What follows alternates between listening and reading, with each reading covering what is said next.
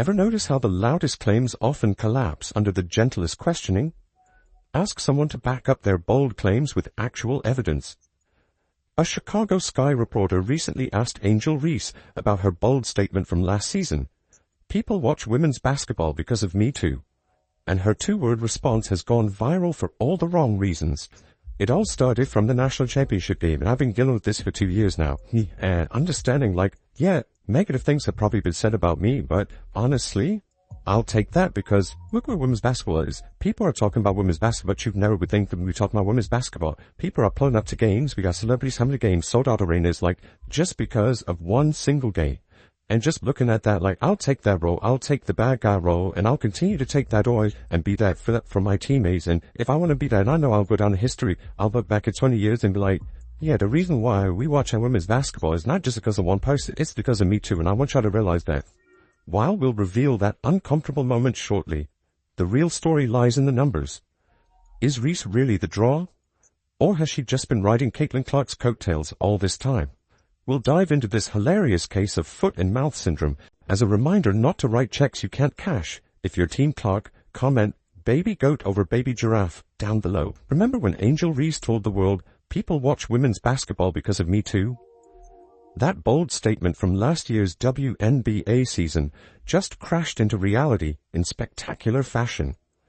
I guess the words reality is coming. During the height of her rivalry with Caitlin Clark, Reese positioned herself not just as a great player, but as a viewership magnet. After LSU's victory over Iowa a couple of years ago, Reese didn't shy away from the spotlight.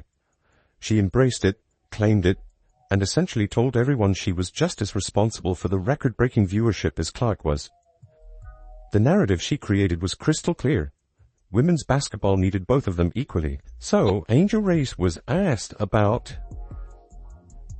this exact statement, and she decided to duck it. Fast forward to a recent Chicago Sky press conference to kick off the 2025 season.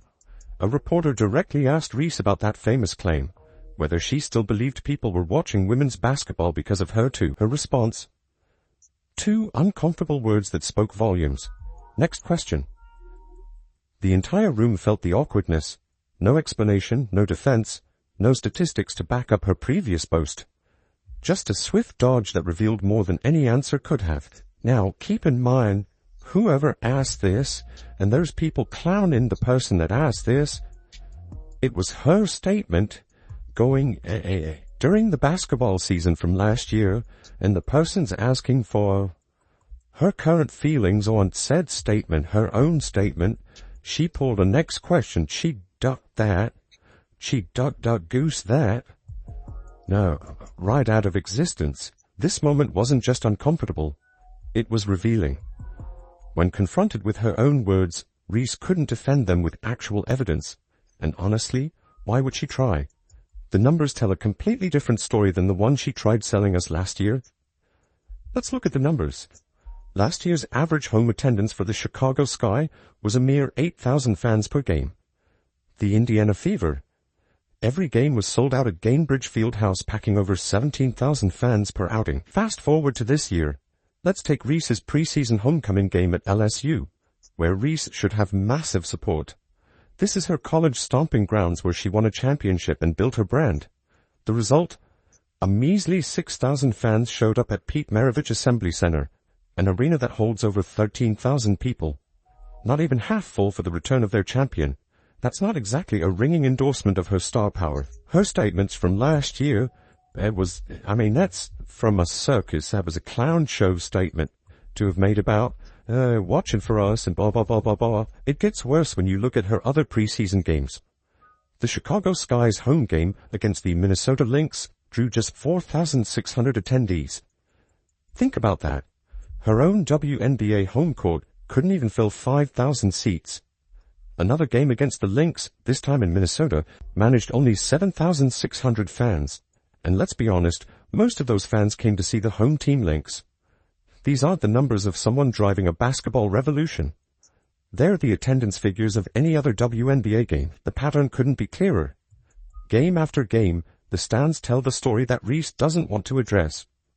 Reese's mother tried damage control on social media after the LSU game, posting, "Angel Reese's ma taking to X to tweet this." After all of the hullabaloo about Caitlin Clark and the high ratings, she says, that certain fan base looking in the stands celebrating attendance, while others are looking up in the rafters celebrating championship banners. We ain't the same. Different year, same haters. Have a great day. Well, alright, it is a different year, and it is the same haters, but I think you're calling yourself out, Mama Reese. The defensive tone speaks volumes. When you can't win with facts, attack the people pointing them out. That next question moment wasn't just Reese dodging an uncomfortable reporter. It was her avoiding a confrontation with the uncomfortable truth about her actual impact on attendance. She made a claim she can't back up, and now the receipts are coming due. The numbers don't require interpretation or spin. They stand on their own as clear evidence that something doesn't add up.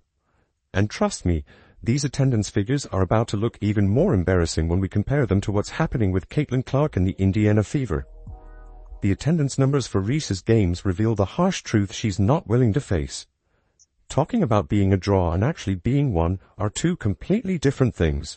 And said next question, so she doesn't want to take responsibility for her own words. While Reese dodges questions about her impact, Caitlin Clark doesn't need to say a word.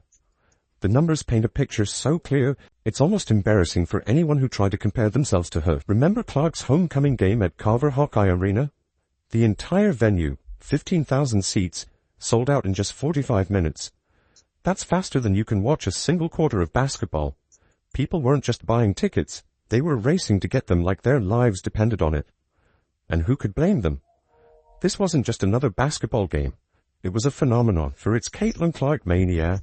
And here we go again. 1.3 million people tuned in on Sunday afternoon to see Caitlin Clark return to Iowa as a professional and start raining in three-pointers from ridiculous distances. Reese's camp will argue her fan base is just limited to Iowa and Indiana. Well, let's look at the receipts. Clark's jersey became the second biggest selling jersey in basketball in 2024, only next to the great Steph Curry. And Reese, she's not even in the top 10. Clark's the only WNBA player there. Think about that. Caitlin's moving more merchandise than NBA veterans with multiple championships, including LeBron James. And according to analysts, she's on track to claim the second spot in all-time WNBA jersey sales during her sophomore season. These aren't just good numbers. They're history-making numbers. Want to see the contrast get even starker? Look at the ticket prices. Preseason games, yes, preseason games, featuring Clark averaged more than $600 per ticket. That's not a typo. Over $600 to watch exhibition basketball. Those are figures that would make some NBA teams jealous.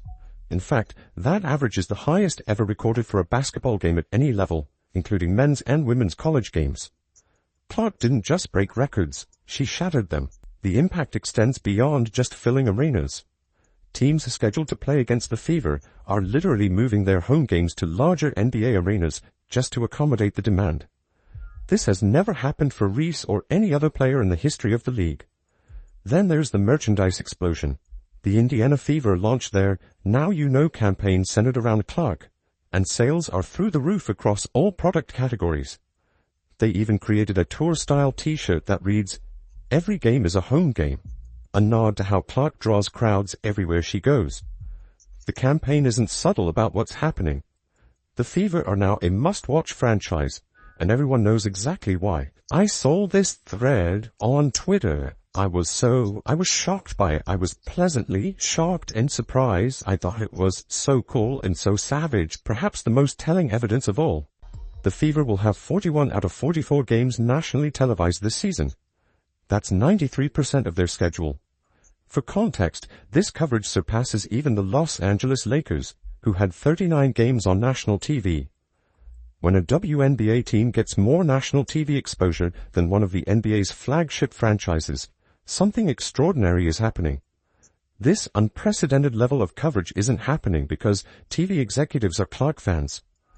It's happening because viewers tune in when she plays. Networks follow money, and money follows viewership. It's that simple. The WNBA knows it too. That's why their latest commercial heavily features Clark. The story told by attendance numbers, merchandise sales, and TV coverage confirms one undeniable reality. Caitlin Clark is the driving force behind the WNBA's current popularity surge. She's not just a great player, she's transforming the economics of an entire professional sports league. The contrast couldn't be more striking. One player makes bold claims about her impact, and then hides when asked to back them up. The other quietly transforms the entire league with measurable, indisputable results. One avoids questions, the other answers critics with sold-out arenas and record-breaking numbers. This isn't about opinions anymore. It's not about who you like more or who plays better. It's about cold, hard facts. And those facts tell us exactly who's really driving women's basketball forward. The Fever didn't just draft Caitlin Clark last year and hope for the best. They built an entire organization strategy around her that shows they understand something fundamental. Star power needs to be backed by real commitment, both on and off the court. While the Chicago Sky seem unsure what to do with Angel Reese. Is she the future? Just another player? A marketing asset? The class clown? Indiana has gone all in with a clear win-now mentality. They've surrounded Clark with veteran talent like Sophie Cunningham, DeWanna Bonner, and Natasha Howard. These aren't random additions. They're calculated moves to create an environment where Clark can thrive immediately. Cunningham even compared Clark to a young Diana Taurasi, saying her game is spicier, flashier, and somehow even more dangerous. That's not just teammate support. It's recognition of genuine star power from someone who knows what it looks like. The Fever understood something crucial. Drafting a superstar isn't enough. You need to build around them. I think anytime you play with the go-to-bar team, or the go-to-bar game, you're going to learn a lot. You have to be ready for the ball, head on a swivel at all times, and the way that she throws the ball is a lot how DT threw it. I think this is just the younger version of her, so she has a little bit more energy, a little bit more spunk. I miss DT in her prime, but doesn't mean she wasn't great when I played with her. But honestly, at the end of the day, everybody can shoot, right? If you're cutting and you're open, you're going to get the ball. So you just have to be ready for that, and I'm excited for that. And I think you'll see 1 through 5 is interchangeable, and so you'll see the 5 bring the ball down. So it's going to be a little different for other teams to play defense against this as well. This strategic approach reveals the gap between the Fever and Sky organizations. The Fever know that genuine star power must be backed by organizational commitment and on-court success. You can't just put a player on billboards and expect attendance to skyrocket. You need to win games, create chemistry, and build something fans want to be part of. The addition of those winning veterans alongside young stars, Aaliyah Boston, Lexi Hall, and Kelsey Mitchell creates a perfectly balanced roster. It's designed to compete immediately, not just sell tickets. The message is clear. We're not waiting 3 years to be good. We're trying to win right now. That's how you capitalize on momentum, by giving fans something to cheer for beyond just one player. This approach stands in stark contrast to Chicago's more passive strategy with Reese. The Sky seem uncertain whether to build around her or treat her as just another player. There's no clear vision for how Reese fits into their long-term plans, no aggressive moves to surround her with complementary talent. It's the difference between a franchise with direction and one that's simply reacting. Did Caitlin Clark make Angel Reese point at the ring finger? Back at LSU, did Caitlin Clark make Angel Reese hop up off the bench like a member of Cobra Kai when Kennedy Carter cheap-shotted Caitlin? Does Caitlin Clark make Angel Reese complain about everything? She can't afford to pay her rent, she can't do this, she can't do that. A lot of whining. But then, all of the narcissistic comments at the same time, and maybe she comes by it honest. The Fever's commitment extends beyond just the roster. They've upgraded facilities, expanded marketing initiatives, and embraced their role as the WNBA's new centerpiece franchise. They understand that maximizing Clark's impact requires a comprehensive approach that touches every aspect of the organization. What makes this especially significant is how quickly it all happened. Within a year, Indiana transformed from an afterthought to the WNBA's most talked-about team. They went from lottery regulars to must-see TV. That kind of transformation doesn't happen by accident. It happens through strategic planning and organizational alignment around a central vision. The Fever's approach proves that genuine star power combined with smart organizational strategy creates a winning formula both on the court and at the box office. You can't separate the two. The teams that succeed don't just draft stars, they build ecosystems where those stars can thrive. While Reese struggles to back up her claims with results, Clark and the Fever are showing that actions speak louder than words in building a basketball phenomenon. Clark hasn't needed to tell people she's a draw. The Fever have built an entire strategy around that fact, and the results speak for themselves. The contrast couldn't be clearer. One player talks about her impact, while another silently transforms a league. One team seems uncertain about their direction, while the other commits fully to a clear vision. The differences aren't just about the players. They're about organizational philosophy, strategic thinking, and understanding what it takes to turn star power into sustained success. For May the 17th, in Indianapolis, Indiana, when the season is going to be kicked off with the Ali Frazier of our generation, Caitlin Clark, hosting the Chicago Sky and Angel Reese, the Indiana Fever, at Gainbridge Fieldhouse in Indianapolis. The truth is crystal clear at this point. While Angel Reese hides from questions about her impact, Caitlin Clark is literally transforming women's basketball with cold, hard numbers backing her up. You can't argue with sold-out arenas, record-breaking jersey sales, and unprecedented TV coverage. The 2025 season will tell the full story. Clark's Fever will dominate national television while playing in packed NBA arenas. Meanwhile, Reese faces the impossible task of somehow justifying those bold claims with actual results. This shows us something important about sports and life. Some people talk about greatness. Others just achieve it silently, letting their impact speak for itself.